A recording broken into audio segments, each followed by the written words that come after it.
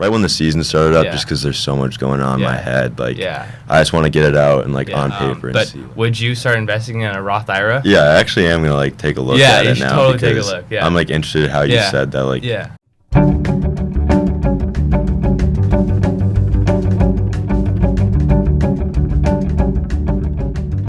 All right, thank you for tuning into the NAGOMI podcast. Today we have a special guest, Jack Toomey, a D1 baseball player here at Boston College. And today we're going to go over who Jack Toomey is, a little bit of his background, how he got into baseball, what is it like being a D1 athlete, right? What is it like thinking about the financial aspect of it? Do I want to be in the MLB, a professional baseball player, or do I have to have a corporate job?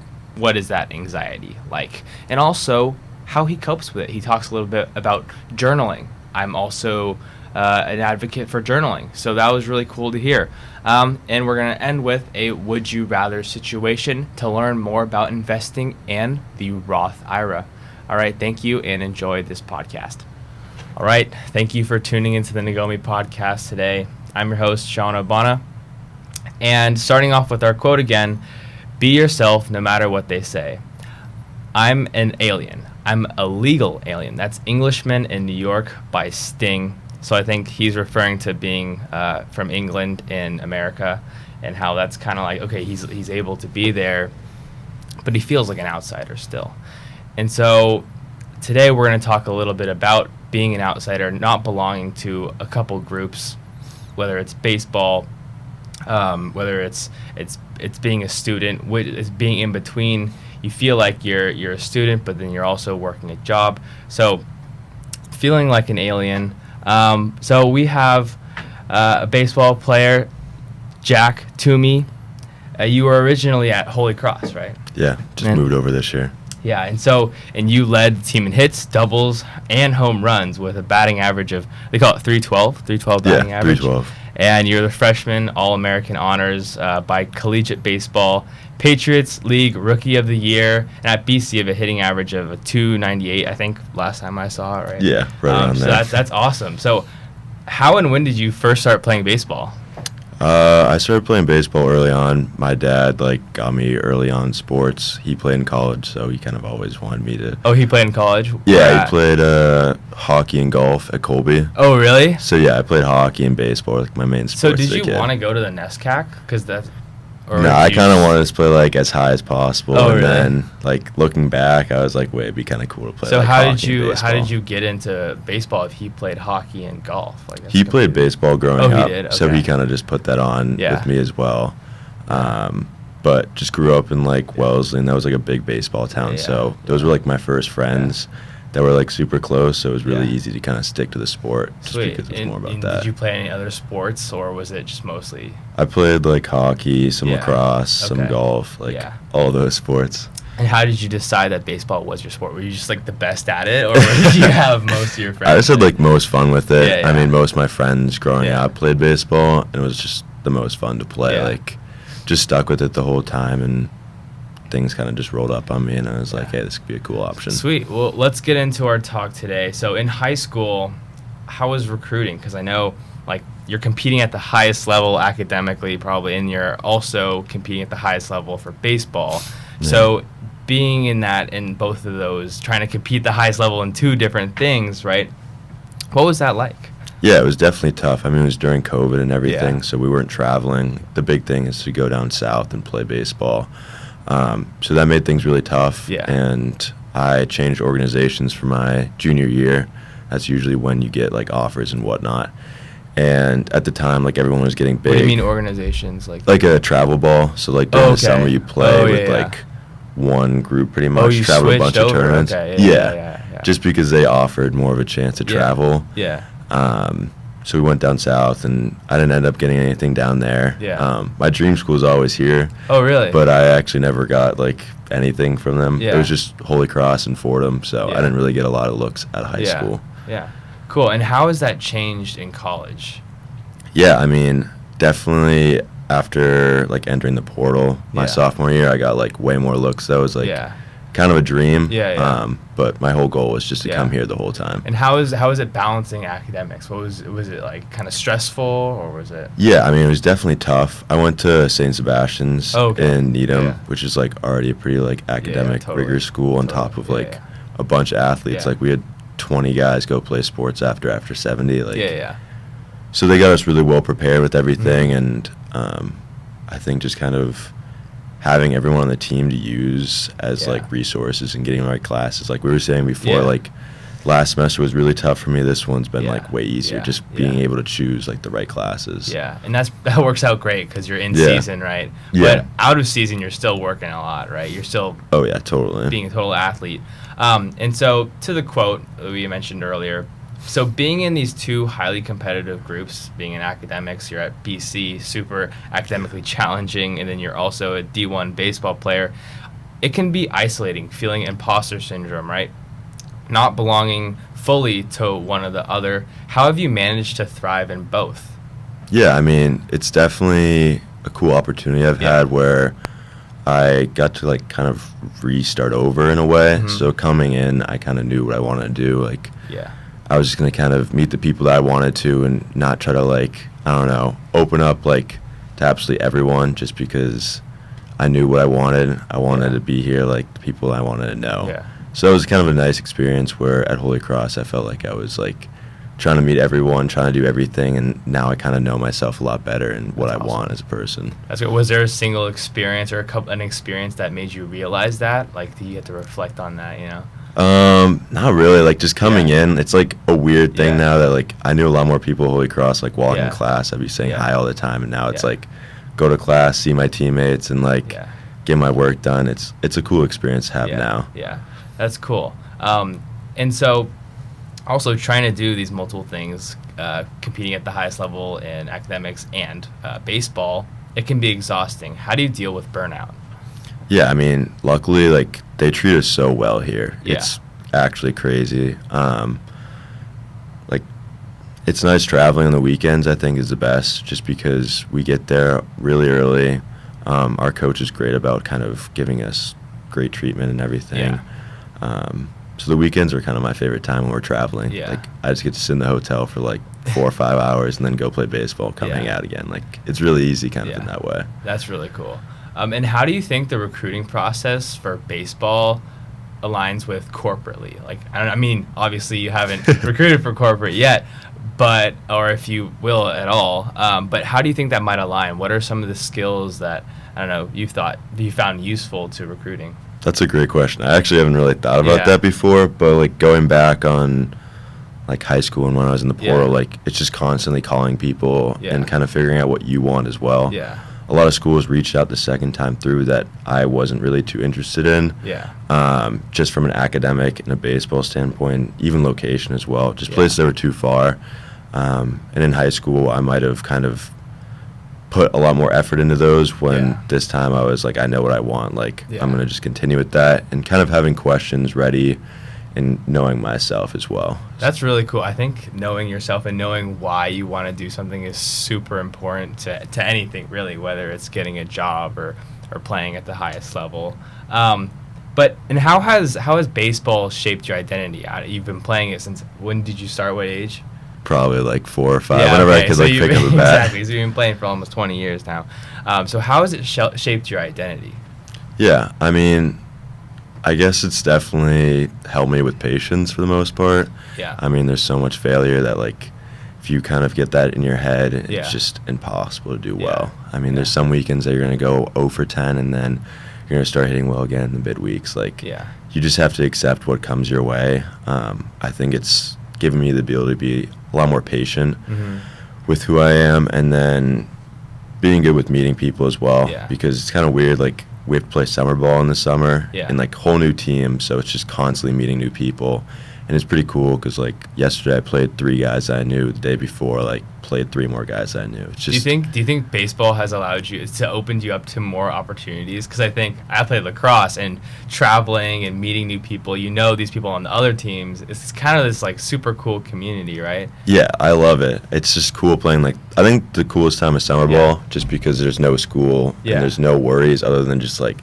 hanging out in the sun, playing baseball. So and, you play for like a guys. local team, or? It's like pretty much like I've played like an NACBL, which is like we're in Maine, and then there's teams all over New England. BC specifically? Yeah, like they just set us up with a team. Oh, sweet. So there's guys all over, like. And you have to play on it when you're on. For the most part, like I get the chance. I wouldn't say I have to. Yeah. I like that. I guess. Yeah. But there's only a max of like 4 guys per like. Only 4 guys from BC can go play on that team, or 4 guys from like Quinnipiac can go on that team. Oh, okay. So it's just a huge spread of guys, which is a cool community. Then. Is it kind of like an all-star team, or is it more just like? Just like same level of guys going and playing. Yeah, that's sweet. And so athletics take up a lot of your time, right? So what are the things that you have to sacrifice that you would want to be doing, or is this kind of just what you want to do anyways? I'd probably say sleep. Yeah. Like this week's probably going to be like my biggest grind, just with classes ending, as you already know. Yeah. So it's just like the acceptance that like you're going to get a little bit less sleep, but I mean, as I was saying before, like Thursday's my last day of school, and like I'll be able to sleep all the time then, so that's an easy way to like get through it and everything. But like all my best friends are like on the team, and kids that I know from Holy Cross, like it's easy to talk to them still. So that's awesome. That's really cool. So back to your previous answer, you talked about your failures, and you have a lot of failures within baseball, and I feel like that never gets talked about. Like nobody talks about their failures. So can you provide an example of maybe a couple examples of some of the failures? Yeah, absolutely. I mean, as you said before, I had a great freshman year. Yeah. Going into my sophomore year, like I had all these like expectations of like trying to do stuff, and I was like technically a draft eligible sophomore. Really? So I was like, oh shit, like maybe I'm just gonna try to do this and like get out of there like then. And I ended up like tearing my meniscus like 3 days before the season, and like my coaches kind of like made me play through it and whatnot. Really? And I was like, okay. And I didn't have like a great year last year, and I like have to like look back at it in like a better light now, where it's like, as I was saying, taking things with a positive. Like I've learned a lot more about how to like adjust from pitch to pitch, bat to at bat, and like same thing with like if I mess up in school, like I have to learn like to do something the next time. Like I can't let it kind of keep tumbling over and over again. Do you have a process for that, or do you just kind of like, I don't know? Like sometimes I like to kind of like journal or like write something down. Oh, really? Okay, like, awesome. Not like out, like, but I'll write it like on my notes. Yeah. Like if I can't sleep, I'll just fucking throw it down for a long time. That's cool, because I'm a huge journaler. Really? I take notes. Like anytime I'm thinking something, I just like write it down in my notes app, and then later I'll be like, okay, I'll write it down in a journal, because that gets my thoughts flowing. So when did you start journaling? I started doing it like probably like a few months ago, like right when the season started up, just because there's so much going on in my head. Like I just want to get it out and like on paper and see like how realistic it actually is, and like the ideas. Because most of them just like kind of negative. No, like so same thing for me. I'm like I feel like I'm thinking about everything all the time, and it drives me insane. Yeah. So what I basically use the journal for is to like organize my thoughts all into one thing. It's like once I can do that, it's like I can see what I'm thinking now. You know, it's not. Hold up, I have to click this. Okay. Yeah. So the journal, I feel like I can see what I'm thinking, and it's really cool. It's like it's almost like therapy in a way. It's like you know, that's how I think about it too. Yeah. Cool. And so you talked about the draft, right? So what does college look like? Or what does life after college look like for you? Do you want to keep playing baseball? How will you keep baseball in your life? Yeah, that'd be like a really, really cool opportunity. Yeah. I think it's in like July, but after like the season, you kind of have like a good idea of like what might happen, and then we'd have maybe 3 or 4 weeks of summer ball, as I was saying, to like figure out if you're going up or down. I have no clue at all. What does up or down mean? Like up in the rounds, like if you'd go like in the 14th or the 20th, or like going in those areas, because there's 1 through 20 rounds, and there's like 30 picks in each one of the draft. Yeah. Okay. And what makes you eligible? So you either have to be 21 at the draft, or 3 years of college, or a senior in high school. Okay. Dang. So you kind of get scouted. Are there drafts? Are there people like scouting you during like all these games? Or? Yeah, that was like the biggest thing that I had to adjust to like last year is like seeing people like in the stands and like. And do you know who they are? Can you like tell? It's like easy to tell. Like at Holy Cross, there was no one at the games for the most part other than parents. And I'd look up and be like, yeah, like that doesn't look like a parent. Like, be wearing like all black, the hat, backpack. It's like, okay, like that's probably. How do you deal with that pressure? Because I mean, when I was like recruiting over the summer, I'd see blatantly the logo of the college. I was like, holy, like I need to perform, and then it's just that constant in the back of my head, like I need to do well, and then that makes me do worse because I'm not like. Yeah. How do you do that? So that was like exactly what was going through my head last year, and then this year it's like not really caring. Like really, okay. Caring like all right, like now that I'm here, and like. I don't know. It's a weird way to put it, but like no, I know what you're saying. It's like if I get to go, like that would be the coolest thing, and if I don't, like I have a great setup. And otherwise, I think what you're saying, this perspective change, is really what's allowing you to do that. It's like if I have the opportunity, it's not like I'm not expected to do this. It's like if I get provided that opportunity, then that'd be awesome. But it's not that social pressure of like, oh, I have to do this, and if I don't do this, then So that's a really cool perspective. But how do you deal with the ambiguity of not knowing that you not knowing that you'll be in the MLB or corporate? Like, you have to have this financial, I guess, stability in your life. Mm-hmm. And that could be MLB, but say if you got injured, say if you don't make it to the MLB, like a reality part to it. So how do you deal with that? Are you preparing at all for corporate life or? Yeah, I mean, it definitely I'm taking that risk right now. Yeah. Everyone that I've ever talked to is just like seeing that opportunity that I have right now and just like enjoy it as much as possible. And like every like day I'm trying to enjoy as much as possible because I know like if it doesn't happen, I have so much time in my life to figure things out and like I still have this story to tell for me and all the things that I've learned. Yeah. I feel like I've learned so much in the past year here just playing in a different environment than I would have just kind of I don't even know what else I'd be doing other than this. So I think this is like the best preparation for who I've grown up to be. I'm curious. So for me, I played lacrosse like a lot. Keep referencing my lacrosse experience, but I'm nowhere near D1 level.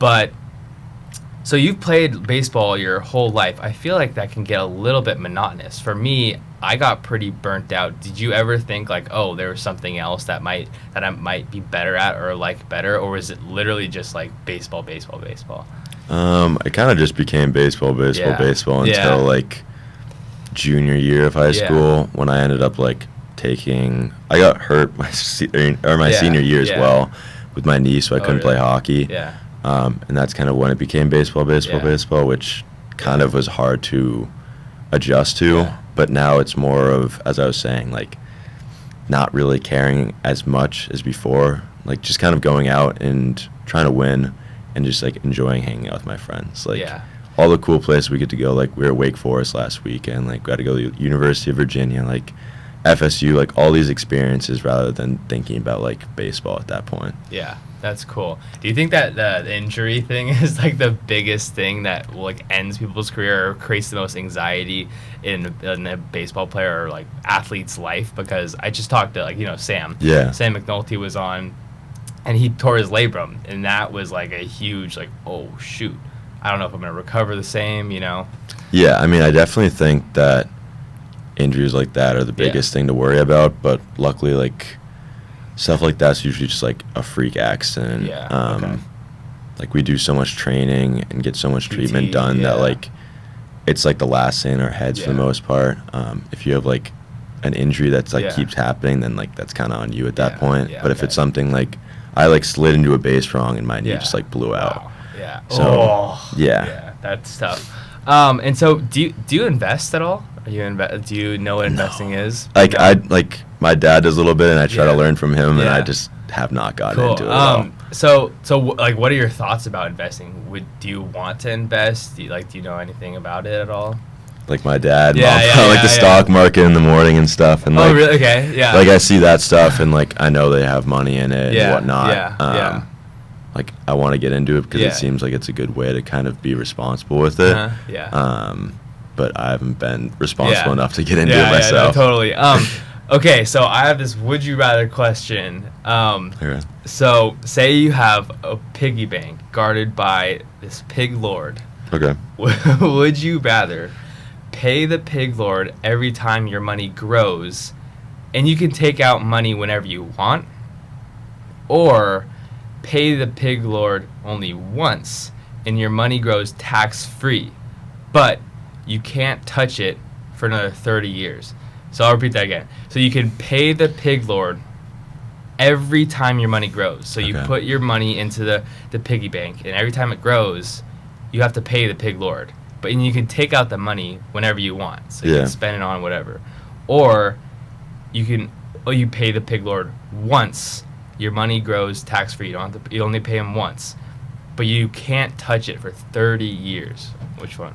I mean, I'd probably do the second one. Yeah. Just because, like, I don't really see, like, a need for money right now, luckily. I don't really, like, buy that much stuff, so. You know, I don't know, like, if I wasn't expecting either or answer.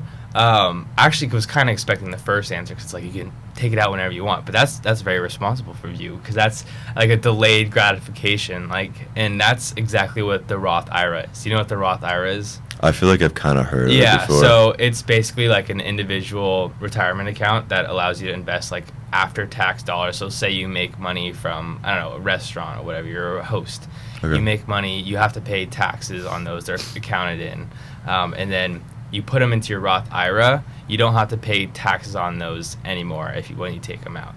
Oh, okay. If you keep it in 30, like till you're like 59 or something like that.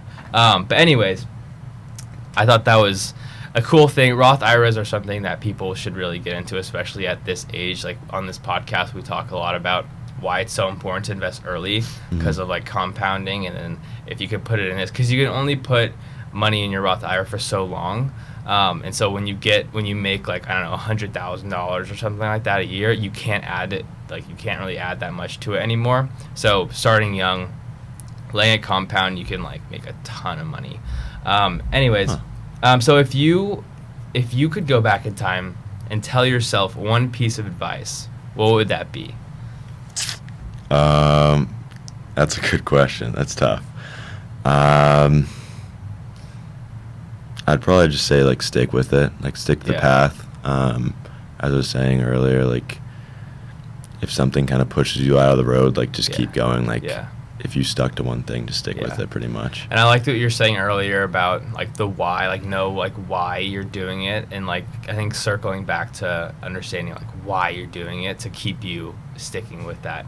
And curious, would you start investing in a Roth IRA? Like, if you know that this is the case, like, you only have a certain amount of time to start, like, assuming that out of college you'll be making, I don't know, you'll be making money, right? Yeah. And the more money you make, the higher you go up. You can't add to this Roth anymore. You can't, because then in an individual account, you have to pay taxes twice. Like, after you make the money, you pay taxes, and then you put it in your investment account, you take it back out, you have to pay taxes again. So, like, that's the thing. So that was a big thing for me, because I started investing, and I was like, why do I have to keep paying taxes? Like, what's all this? But would you start investing in a Roth IRA? Yeah, I actually am gonna, like, take a look at it now. Yeah, you should totally take a look. Yeah, I'm, like, interested in how you said that, like, once you start making, like, a ton of money, you can't really do it. Yeah. So I think that would be an interesting thing. Yeah, because I know a lot of people, like, that are older, and they're like, dang, I wish I just started earlier on that stuff.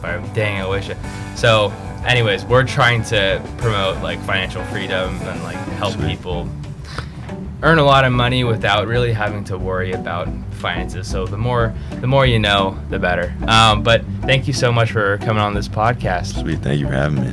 All right, thank you guys for joining the NAGOMI podcast.